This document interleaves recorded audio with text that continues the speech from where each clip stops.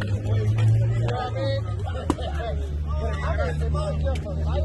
good, Blue?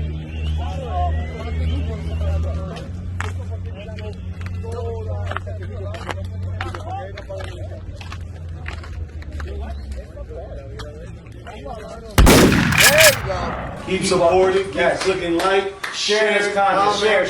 Share. On Instagram, on Twitter, tell your friends, your brother, your sister, your grandma, the cat, the dog. Just help us out. We're going to keep putting out great content every single week. The season is full in effect. Guys, Yankee fans, listen to me.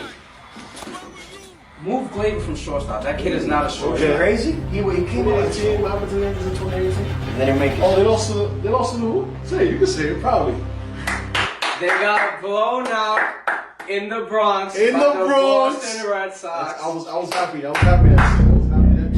Shout out to the Mets. PSA, public service announcement. If you want to be good at baseball in the major leagues, just get signed by the Mets. And then leave. 3 weeks into the season. Yes, 3 weeks into the MLB 2021 season, and there's a tight race already.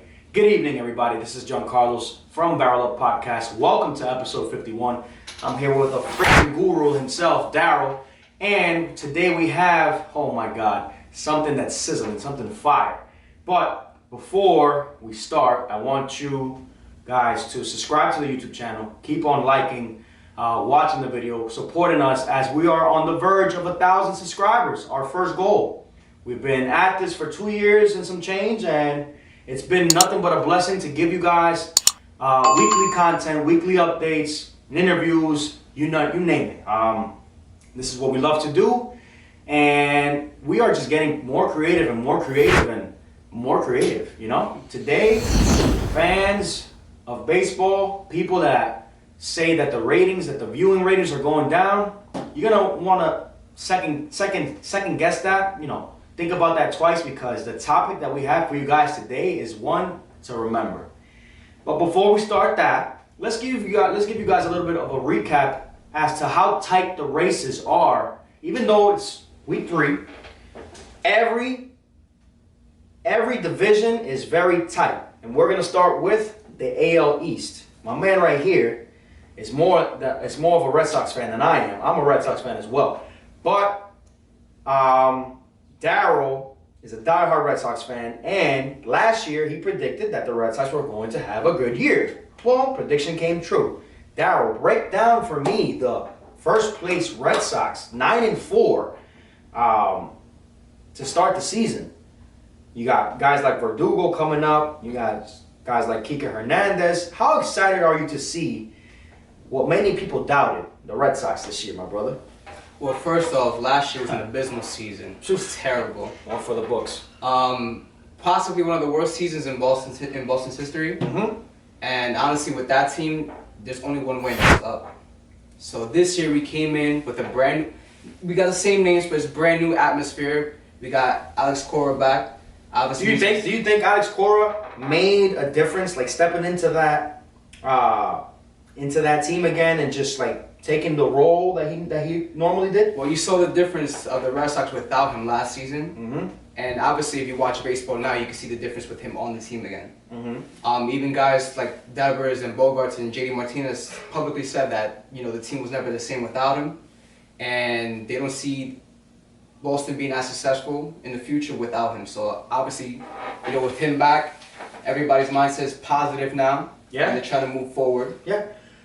There's some notable players on that team that have basically carried the torch until this resurgence. This is like a brand new team. You have brand new faces, Kike Hernandez, Alex Verdugo that played last year, right? Last year. Played last year, he's playing this year. For those people that say that a manager is not really needed anymore, what can you say about how Alex Cora has been managing that team? Like, is our manager still needed? It's very analytical nowadays. You know, a lot of robots telling the team where players should be in the lineup.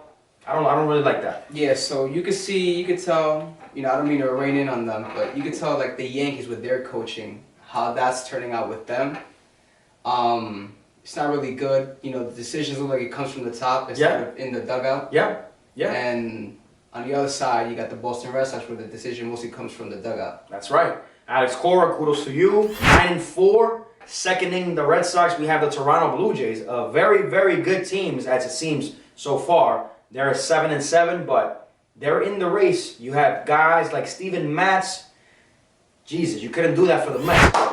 Matz couldn't do that for the Mets. He has like a 1.64 ERA in 2 starts, doing amazing. Very, very, very exciting competition to watch down the line. On the other hand, you have the Bronx Bombers having a tough time. 5-9. What's going on with the Yankees, bro? The Yankees, they're not hitting. People ask, I've had a conversation, people ask, they said, is there really a difference within the ball between last year and this year? Does doctoring the ball actually make a difference? Mm-hmm. And you could tell with this team. A team that was home run heavy, that's how they got most of their runs. Now, with the dead ball, so to say, you have to become more of a situational hitter. Mm-hmm. You have to, move guys over, hit the opposite field. And a guy like DJ LeMay, who does that really well, is struggling. So when you got your best hitter struggling, Mm-hmm. the rest will follow. Do you think he's the best hitter in the Yankees lineup? I agree. I think He's the best, best hitter on that team. Best slap, gap-to-gap hitter. Yeah, and then you got guys like Aaron Judge, who's doing pretty well, but I mean, he gets that home run occasionally, but these guys need to step up. They need to hit more. It's still early in the season, but I'm one to say that games in April count towards September. So no team should take any game lightly. It just gets harder as the second half of the season takes place. Pitchers start fine-tuning their pitches. They get better. So we'll see what happens in that division. By far, one of the best divisions, one of the hardest divisions in baseball. You have the Baltimore Orioles on top of the Yankees. Moving on to the AL Central. It is a sight to see in the AL Central. Kansas City Royals, 7-5. Cleveland Indians, 7-6. Chicago White Sox, 6-7. Talking about that division, obviously we see the Kansas City Royals with a young team, putting in work. But talk to me about that Cleveland-Chicago game yesterday as the benches cleared. We've seen a lot of benches clearing in many divisions. What happened there? I didn't get to catch that game. I'm not quite sure. Adam Eaton was still in second. Yeah, so obviously in a game, situations, they tend to escalate, especially within division rivals. You got teams very early on who's trying to establish their dominance within the division. So I can see how a couple things could get, carried out of hand. Yeah. We'll see what happens within that division. There's a lot of players that, have to stay healthy and have to stay on the field because these teams need you, basically. AL West, you have the Seattle Mariners. They're also on the up and up, building again. They have guys like Seager, Lewis in center field. They have this young pitcher, went to Boston College. I forgot his name. Justin Sheffield, I believe? Yes. The guy's dominating. A lot of upside for the Seattle Mariners. You have the Los Angeles Angels seconding them with an 8-5 record. Oakland 7-7, and Houston Astros towards the bottom. Is it surprising to see teams that you don't see usually in first place being in first place in the AL West? Well, with Seattle, their trend is very early on to be a very good team. They do this quite every year, basically, where they have a great month of April, and then along the season they die down. But I'm excited with this team specifically because they have a lot of young, great players. A lot of guys that I personally root for, like Taylor Trammell, Kyle Lewis, and Jared Kelenic, soon to be called up. This is a team that in a couple years you're gonna see them very competitive in that division. Hey, it goes to show that the game is getting younger, and these guys are hungry. They want to win the World Series. They want to taste the playoffs, right? Not everybody makes it to the playoffs, and as we're seeing the standings play out today, if they keep on going that way, we'll see new teams in the playoffs. Moving on to the National League. The National League East, per se. The Mets, my Mets. We're in first place, but we haven't played a full 3 weeks of baseball due to COVID, due to rain, due to snow. How do you see the Mets this year with their resurgence, the new players and the goal coming from the top? Cohen, stating that he wants to win early. Well, with the Mets specifically, I was excited coming into the season after all those acquisitions, the ownership change. But the games that I did manage to see, they kind of still look like the old Mets that we're used to. You think so? Not scoring runs? I believe you. But the good plus side about this team is the starting pitching with Marcus Stroman and the guys who go after him giving great innings. Those are guys who just need 3-4 runs to win a game, and they're showing that. Quote unquote, give Jacob deGrom some fucking run support. I'm sorry for my language, but it's like, it's every year. Every year. I got to give it to Darryl. Last episode, we mentioned that Jacob deGrom should opt out. At first, I was like, hell no. What are you doing? Darryl, no. But as time goes on, it's getting clearer and clearer as to why he should. Absolutely. It's more, I think, on my side, it's more monetary reasons. He would love if he went to the Red Sox. I would absolutely love that. What? But after a time, you get tired of kind of struggling and saying, listen, I'm the best at what I do. I need that help. Someone like Garrett Cole, who went through that situation with Houston, and look where he's at now. I mean, he's in a worse situation. But Garrett Cole. Give me 1 second. I'm just looking at some stats right now. The Phillies are in second place. They have their power squad every year. They are definitely scoring runs. Do you see that tight division where it would be a contention between the Mets and the Phillies, or do you see the Braves as well as a late contender in this year? Within that division, I think I see 3 playoff teams in that division. Talk to me. Obviously Atlanta, they kind of start off slow like they usually do. Then they pick up mid to end season. But Philly, they got to sustain that dominance. The last couple seasons, they've had like an even 500 season, which means like they win 1-2 games above 500, but they'll still stay in that third place position. But they brought back everybody. I think now with Girardi's leadership, they got more comfortable with him. Girardi's an amazing manager. Great manager. Especially in the National League, I would say. Yeah. I think with guys like Bryce Harper, kind of taking that leadership role to the heart, being in charge. Guys like Didi Gregorius was having an amazing season. Is he? Gotta look up his stats. This team is exciting. Moving on to, before we mention the National League Central, the Washington Nationals are in last place. They started in last place in 2019. They ended up winning it. Eye on that. Anyway, NL Central, right? The National League Central Division. We have the Cincinnati Reds dominating that division right now. It's about time that the Cincinnati Reds get their right foot through the door. They have Eugenio Suarez, they have Castellanos, they have Votto, they have good pitchers like Sonny Gray, second me down. Who else do they have there? Luis Castillo. Luis Castillo. They compare him to Pedro. It's nice to see for once that the Cincinnati Reds are playing hardball from the get. Milwaukee's right behind them, but don't count out Chicago. Even though Chicago was in the last place in that division, 5-8, don't count them out. Moving on to arguably the best division in baseball right now. Well, I should say the best division in the National League, I would say. The NL West. You have the reigning champs. It's like clockwork. It's like automatic, like an automatic rifle. You know it's gonna shoot. You have the Los Angeles Dodgers off to a red hot start. 12-2. We saw a game yesterday against the San Diego Padres. Crazy game. El Nino was back, activated. El Nino is Fernando Tatis Jr. Comes off the injured list, right back into the starting lineup. And don't you know, home run to center field off Walker Buehler, one of my favorite pitchers. Your thoughts on that, Darryl? Well, the Dodgers, they kind of remind me of the 2018 Red Sox right now. Why?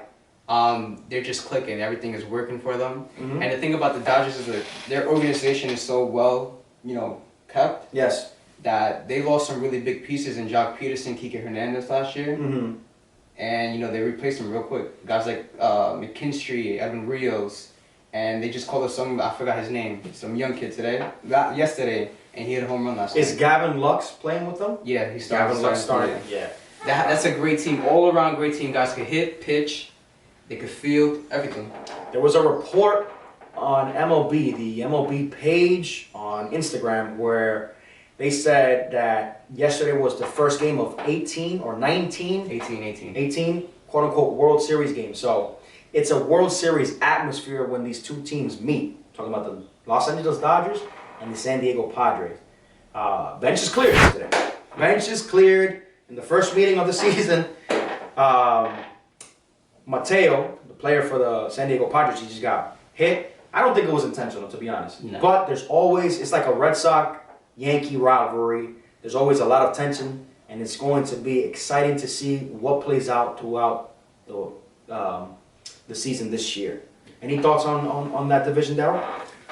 Yeah, I think it's still the Dodgers division. San Diego. You think it's still the Dodgers division? Yeah, 100%. I just feel like San Diego has to have a good season so they could get that nice, comfortable wild card spot, that first wild card. So at least they can have home field advantage in the wild card game.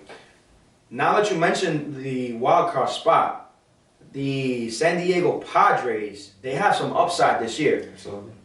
In the 10 days or 11 days that Fernando Tatis Jr. was out, young Kim, the Asian player, stepped up, and he stepped up in a big way, hitting home runs, playing stellar defense. So they have backup. They have a huge depth when it comes to the infield, when it comes to pitching now as well. With what's the Asian pitcher's name?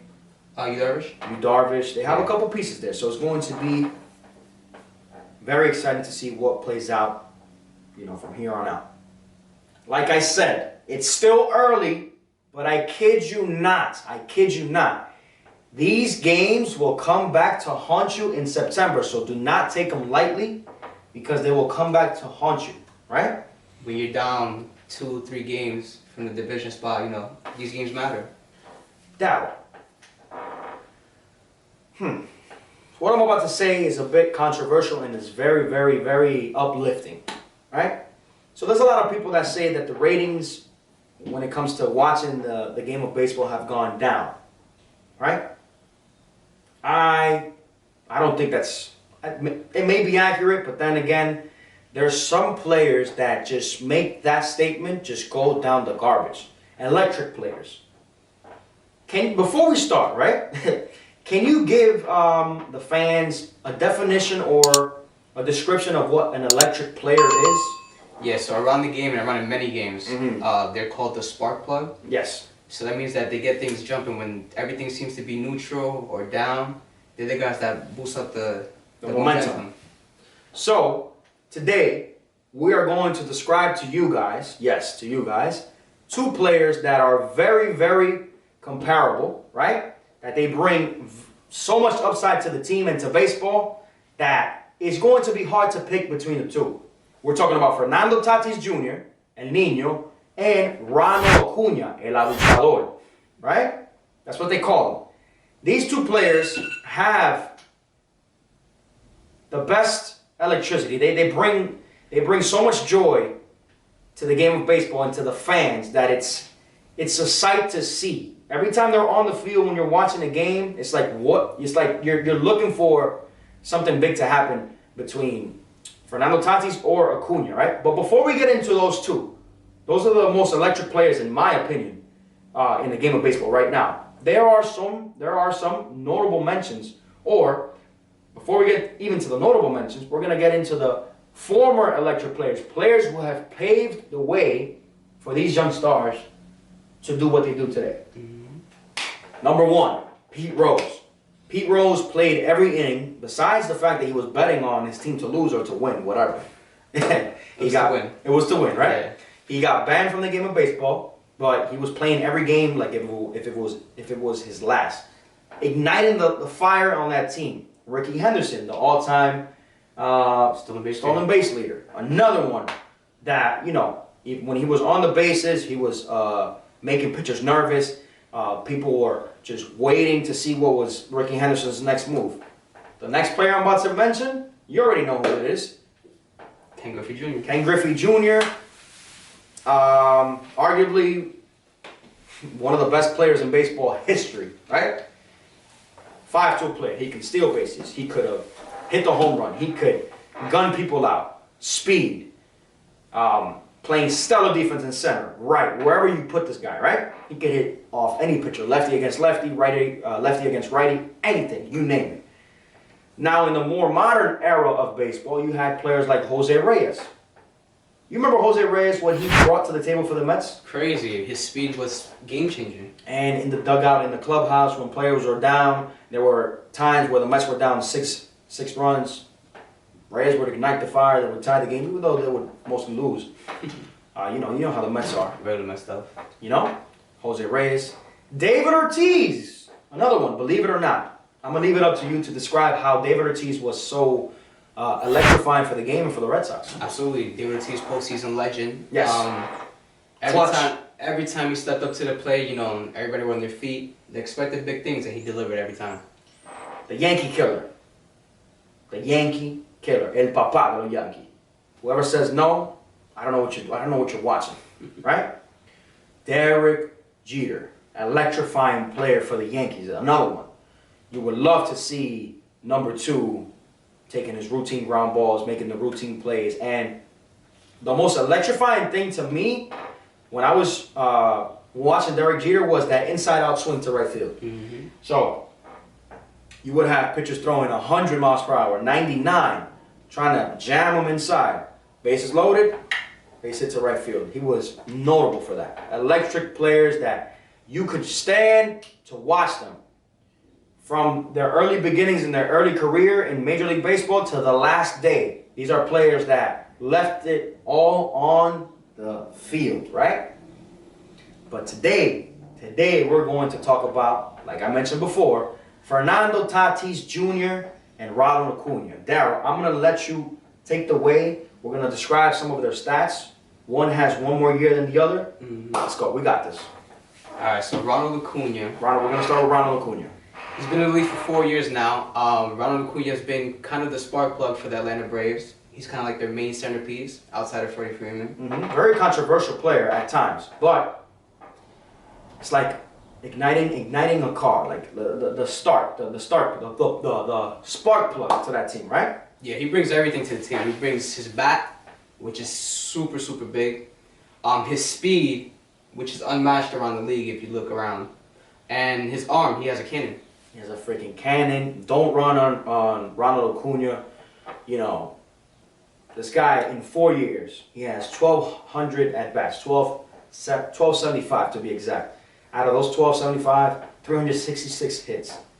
88 home runs, a batting average of 287, 64 stolen bases. Only been caught 15 times. In 4 years, they have only managed to catch this guy and steal the bases 15 times. Plus hitter, 30-30. He just put up 30-30 numbers like a year or two ago, right? 30 plus 30 stolen bases, yeah. Right. There's a finite list for that, right? Rookie of the year, 1-time All-Star, 2-time Silver Slugger, right? That's just some accolades to go on the Ronald Acuna side, right? But I would never think, let me scratch that. I would think. I'm a very big fan of Fernando Tatis Jr. When they were talking about Vladdy Jr. and Bo Bichette and Fernando Tatis Jr., Fernando Tatis Jr. was like the third on the list to keep an eye on. I said, guys, don't sleep on the man. And ever since he's been in the majors, on the field, he has shown why he is El Niño, right? In 3 years, I would say 2 years and a half because his first year he didn't play a full year, right? Mm-hmm. Well, you can count between his first year and the 60-game season, you can count 1 full year, so I'll say 2 years. So I would say 2 years, right? The guy has 582 at-bats, 172 hits, 41 home runs, putting up an average of 296, 27 stolen bases, caught stealing 10 times. Not as much as Ronald Acuna, but in his stint in the majors, it's very notable that the guy is electric. If you put Fernando Tatis in any other team, I think he would have the same or even better numbers, right? What would you say, Darryl, is both of these players' downside? There's always up, but there's always downside as well. There's no perfect player, as you would say, right? What would you say is both of their downside now? So for Tatis, I think he gives a little bit too much energy in the game. A lot of people talk about it every time that he exerts himself way too much, and his chances of injury are higher with that kind of mentality and that exertion. Do you think that if he changes his style of play, that would hinder him going forward, or if he dumbs it down a little bit? What do you think would happen if he gets somebody to say, "Yo, chill out"? It doesn't affect his play itself. I think it affects his mentality and the way he approaches things with hitting and fielding. If he dumps it down, I think you might see a lesser version of Tatis. At the major league level, is there any way to dumb it down, or do you think he would have to just stay how he is and pray to stay healthy? I think he should just pick and choose the situations in which he gets that high up. With Tatis, he gives it 100% every inning, every at bat. Sometimes the team is not doing so well. I think that's when he could pick out. Let me just chill for a second. Another reporter, Dominican reporter by the name of Johnson Pujols, was actually reporting on his case, and he was stating, which I agree with this, stating that Tatis should have taken the time that he needed to be 100% healthy to be back on the field. I agree with that. Because number one, it's very early in the season for an organization to rush back a player. By all means, if you guys think he's at 100%, if he's saying he's at 100%, so be it. No problem. But then again, they're investing so much money and so much time into Fernando Tatis that in order to, as owners of the team or etc., in order to see your return on your investment, the guy has to be on the field.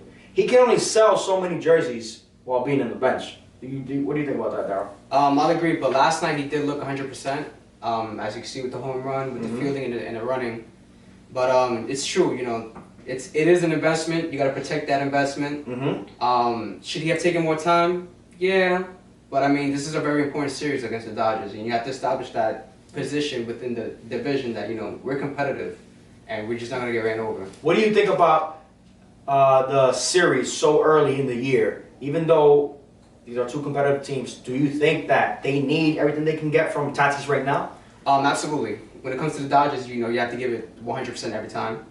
You can't let them get too far in the division, which they can start cruising, or you don't want to fall back into the point where I might not make the playoffs. I like that analysis. Believe it or not, the Dodgers are the favorites to win again.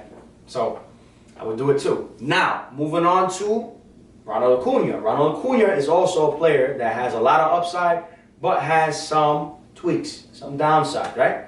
Darryl, explain to me Ronald Acuna's downside. What do you think he should work on? What do us fans do we see that sometimes you can get a little bit overboard? Yeah, well, what I see is that he gets caught up in the game a little bit too much. There was times where he was caught not hustling. Doubles were singles for him. Yeah, it cost the Braves actually. It cost him a lot. I think Ronald Cunha has to kind of humble himself a little bit more, but not to the point where he's conceited or he's not humble or arrogant. He just have to realize that this is a team sport, and you have to do everything you can to make sure the team benefits. Are both these players the faces of their franchises? Absolutely. Both of them? Absolutely. You would put Tatis over Machado? Yeah, see, when Machado signed, though, the first thing he said when he requested from the Padres is, you got to call up Tatis Jr. That's the only way I'll play for you guys. That's the only way I'll play for you guys. And look. Hey, said it himself. Both of these players are 5-2 players. They can hit for average. They can hit for power. They can steal bases. Both of them have cannons of arms, right? In the outfield and in the infield. There's a lot of upside. The only thing I will say that will put a common denominator for both, they're both young. They're both young. They have a lot of room for growth, whether it's in their game, mentally, and it's only exciting from here on out. It's exciting for me to see that in year number 2, we can actually make a comparison to a player like Ronald Acuna. Me and Darryl were speaking before the show aired, before we shot the show today, and we feel that Ronald Acuna got basically dumbed down on his contract. $100 million for 8 years. When you see a player like Fernando Tatis Jr., 2 years in the majors, 341. What do you think should have happened there? Well, that's Ronald Cunha's fault for signing that contract. It is his fault. You know, these two are their upbringings. They're not similar. So Tatis was a little bit more comfortable than Acuna growing up. So I can understand why Acuna was so eager to sign that contract. Very good point. Very good point. One comes from a family with money. Another one comes from a very impoverished family. Very good point. Will he get a mega contract after those 8 years? Stay tuned. Stay tuned. To finish off this show, right? Well, first and foremost, we're going to leave it up to the fans to decide who is the most electric players out of these two. I'm gonna be bold. I'm going to give you my decision here. When it comes to electricity, who do I want on my lineup right now? I'm going to have to go with Acuna. You might disagree. I don't know if you have the same answer. I'm going to have to go with Acuna. Why? Because the guy stays on the field. The guy stays on the field, and you can put him anywhere in that lineup. Number 1 hitter, number 2 hitter, number 3, or number 4. He will get the job done. Right? Does he have to work on his mental a little bit and be more aware and be in the game? Yes. That's my opinion right here. You heard it here from me. I did a poll on BarrelUp_baseball, our Instagram page, and I asked the fans who is more electric. Surprisingly, people said that Tatis is more electric. Now we're going to hear from Darryl. So you made valid points. Acuna is the better player statistically. Yeah. His durability is a big plus, but the topic is most electrifying player, and that has to be Tatis Jr., the face of baseball, and the cover of MLB The Show. So obviously he got those for a reason. That's a fact. That's a fact. That's another valid point. So you say Tatis Jr.? Yeah, he's the more. Yeah, I think when Tatis comes up, everybody's watching. So if you had to choose, you have one spot to fill. Number 3 hitter or number 2 or number 1 hitter for your lineup. You have these 2 players to pick out of. Well, you know, Acuna is the better player here in that situation, so I will pick Acuna. But electrifying? If I gotta sell more tickets, I'm picking Tatis. You heard it from the man here first. Darryl, to close off, there were, obviously these 2 players are comparable. They are the ones that are bringing light to the game of baseball right now. But there's some other players that are very close. Notable mentions, Darryl? Juan Soto's one. Mookie Betts. You got Tim Anderson of the White Sox. Tim Anderson of the White Sox, bro. You got guys like Javi Baez, who's been doing it since 2016. Can't leave my man El Mago out. You got the young Bo Bichette doing it in Toronto. Is it surprising to have a young Bo Bichette on this notable list? It is at the point that he hasn't really produced to the level of the other guys. Mm-hmm. But he is kind of the face of Toronto right now. One of the faces, because they got a Mount Rushmore over there. Is there any other players? Yeah, you got Francisco Lindor of the Mets. Obviously, culture changer there. That's a fact. And Aaron Judge. Aaron Judge, better step it up. You know, he is the captain of that team, I would say. I think it's Brett Gardner, but... Hey, I don't knock him. Guys, thank you so much for tuning into this episode. Don't forget to subscribe to the YouTube channel, BarrelUp Podcast. Leave us your comments below. Because we want to hear from you as to who is the most electrifying player in baseball, Fernando Tatis Jr. or Ronald Acuna. Do not forget to subscribe to the YouTube channel. Like I said, follow us on Instagram, BarrelUp_baseball. Follow us on Twitter, BarrelUpBaseball/podcast. And we will see you guys soon. We hope you enjoyed the show. Watch some baseball. The Mets are playing a doubleheader right now. Right? You got the series of the San Diego Padres versus the Los Angeles Dodgers. Another chance to see his boy, my boy as well, Fernando Tatis. Enjoy. It's been a pleasure, guys. Stay tuned for the next week. Hey, you. Yeah, you. Don't forget to subscribe to the YouTube channel, BarrelUp Podcast. Follow us on Instagram, BarrelUp_baseball. Follow us on Twitter, BarrelUp Podcast/baseball. Like this video. Comment down below.